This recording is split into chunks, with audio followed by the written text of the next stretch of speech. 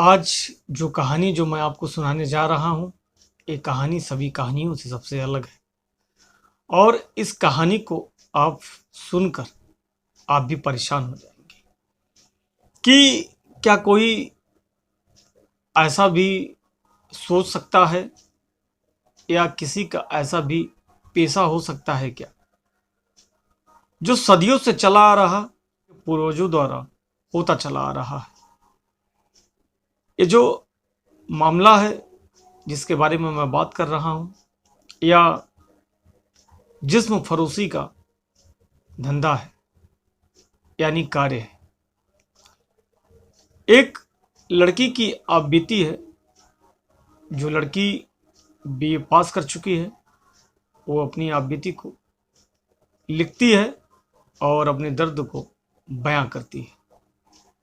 तो आशा नहीं, उम्मीद करते हैं कि आप सभी लोग अच्छे होंगे और अपने परिवार का ध्यान रख रहे होंगे। आयुष यात्रा क्राइम चैनल में आप सभी लोगों का स्वागत है।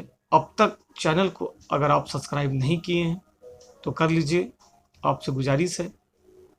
ज़्यादा से ज़्यादा चैनल को अपना प्यार दें, सपोर्ट करें, और ताकि वीडियो का नोटिफिकेशन आपको पहले मिलता रहे।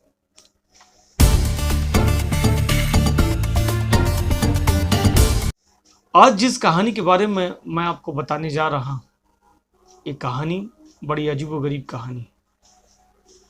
ये कहानी है जिसमें जिस्म फरोशी का व्यापार यानी धंधा जो महिलाएं करती हैं, जो अपने आप को खुद को मानती हैं कि यही हमारा पेशा है और यही हमारा व्यवसाय है, और ये सदियों से जो चला आ रहा है। इस पूरे मामले को आज इस वीडियो में समझेंगे।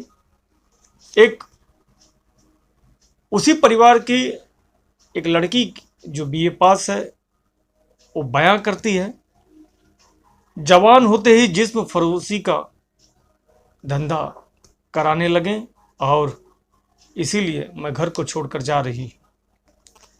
मैं बीए की छात्रा हूं और मैं पढ़ना चाहती हूं, कुछ करना चाहती हूं, कुछ बनना चाहती हूं।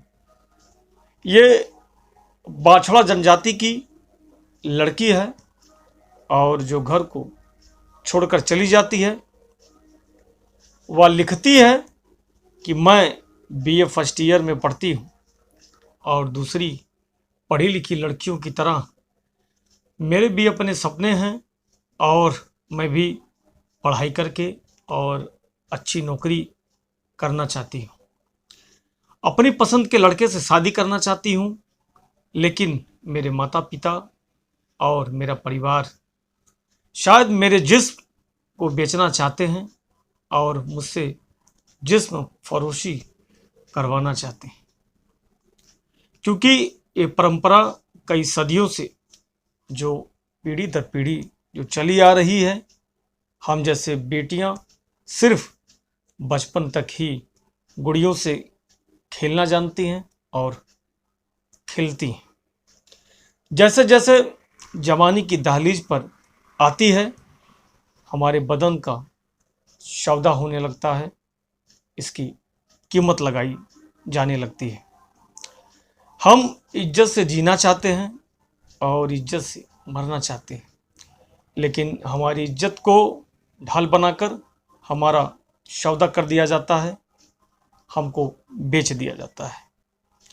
इसीलिए मैं घर छोड़कर जा रही हूँ और मुझे इस जिस्म के बाजार में हिस्सा नहीं बनना है और मुझे अपनी इज्जत को नीलाम और नहीं बेचना है। एक तरफ तो पैसा होता है और दूसरी तरफ जो इसकी इज्जत का सौदा होता है, या कोई दुश्मन नहीं बल्कि अपने ही खुद के जो अपने परिवार के जो लोग हैं, यही अपनी मर्जी से धंधे पर अपने जिस्म को बेचने के लिए मजबूर कर रहे हैं।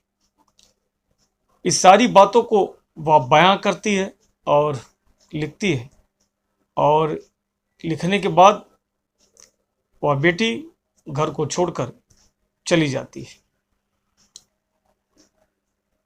कमोबेश यही कहना है कि 19 साल की जो लड़की है उसका घर है मध्य प्रदेश के परवलिया गांव में।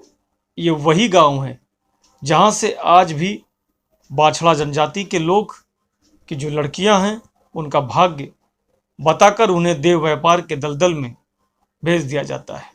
उसी दलदल में फंसने से पहले ही उसके परिवार के लोगों ने उस लड़की के लापता होने की शिकायत पुलिस में दर्ज कराते हैं। लड़की की लापता होने की शिकायत तो पुलिस में दर्ज करवा दी जाती है, लेकिन जिसके बाद लड़की की तरफ से एक वीडियो आता है जिसमें लड़की अपनी मर्जी से कहती है, बयां करती है कि मैं किसी के दबाव में आकर नहीं, मैं खुद ही अपनी मर्जी से घर को छोड़कर आई हूँ।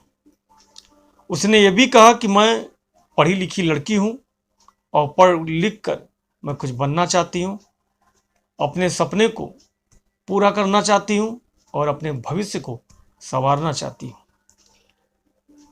ये सभी बातों के साथ ही साथ उस लड़की को वो भी बयां करती है कि उस लड़की को एक लड़के से प्यार भी हो जाता है। वह कहती है उस वीडियो में कि मुझे एक लड़के से प्यार हो गया है और मैं उसके साथ अपना जीवन बसाना चाहती हूँ, उसके साथ मैं अपनी ज़िंदगी बिताना चाहती हूँ, उसके साथ मैं अपने जीवन का हिस्सा बनाना चाहती हूँ। और वो नहीं चाहती है कि उसके जिस्म का सौदा हो और उसके जिस्म की पैसे से बोली लगाई जाए, इसीलिए अपनी मर्जी से वह घर को छोड़कर चली जाती है। मध्य प्रदेश के रतलाम मंदसौर हाईवे के पास के कुछ गांवों में बाछड़ा जनजाति के लोग वहां पर रहते हैं, या काफ़ी समय से पहले से यहाँ पर लोग रहते चले आ रहे हैं। और ये जो बाछड़ा जनजाति के लोग हैं या आपस में एक गांव बसाकर वहाँ पर रहते हैं। काफ़ी घरों की जो महिलाएं हैं वह अपनी किस्मत को ही वेश्यावृत्ति मानकर आती हैं और वे पैदा भी होती हैं तो उन्हें लगता है कि हमें जिस्म फरोशी में ही केवल धकेला जाएगा।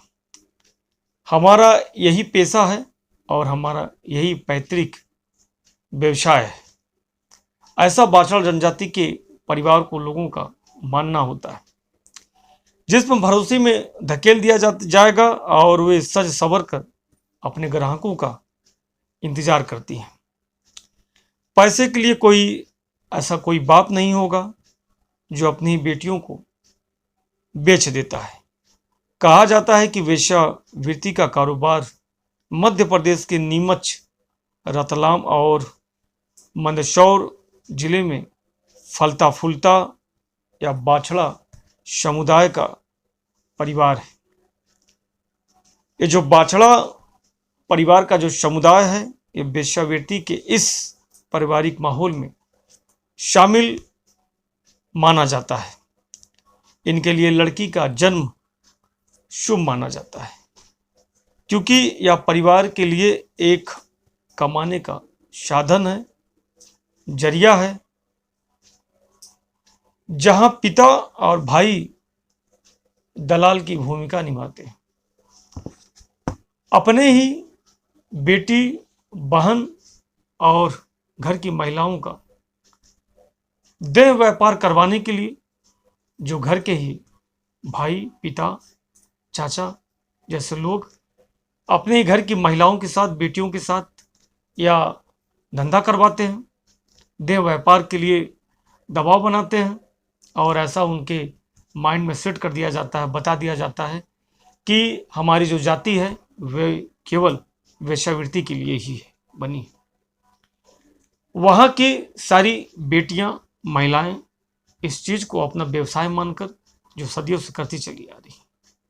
लेकिन उसी बीच एक बेटी ने जो पढ़ी लिखी है, जो BA पास कर चुकी है, वह कहती है कि हमारा जो सपना है, मैं भी पढ़ लिख के औरों लड़कियों की तरह मैं कुछ बनना चाहती हूँ, मैं अपने सपने को पूरा करना चाहती हूँ, मैं अपने जिस्म का व्यापार या सौदा नहीं करना चाहती हूँ, मैं अपनी ज़िंदगी को इज्जत से जीना चाहती हूँ और अपने जीवन का, अपने भविष्य का मैं अच्छे तरीके से मैं इसका निर्वाह करना चाहती हूँ और इसी के साथ ही साथ मैं एक इज्जत से मैं अपना एक परिवार बसाना चाहती हूँ।